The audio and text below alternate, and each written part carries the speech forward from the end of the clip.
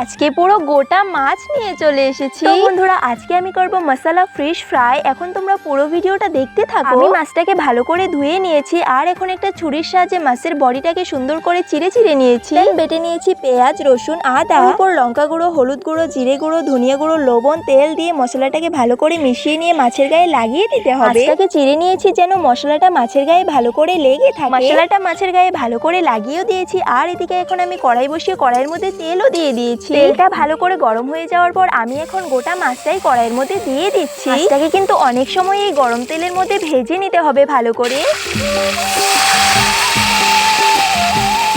আর এই মাছটাকে কিন্তু অনেক বেশি তেলের মধ্যে দিয়ে ভালো করে ভেজে নিতে হবে, নয়তো মাছটা ভালো করে ভাজাই হবে না। তোমাদেরকে তো বলাই হয়নি এটা কি মাছ ছিল। তো এটা রূপচাঁদা মাছ ছিল, আমরা কিন্তু এটাকে রূপচাঁদা মাছই বলি। এদিকে আমি মাছটাকে খুব সুন্দর করে ভেজে নামিয়েও নিয়েছি। এখন তোমাদেরকে আমি খেয়ে বলছি এটা কিরকম টেস্ট। খুব ভালো হয়েছে।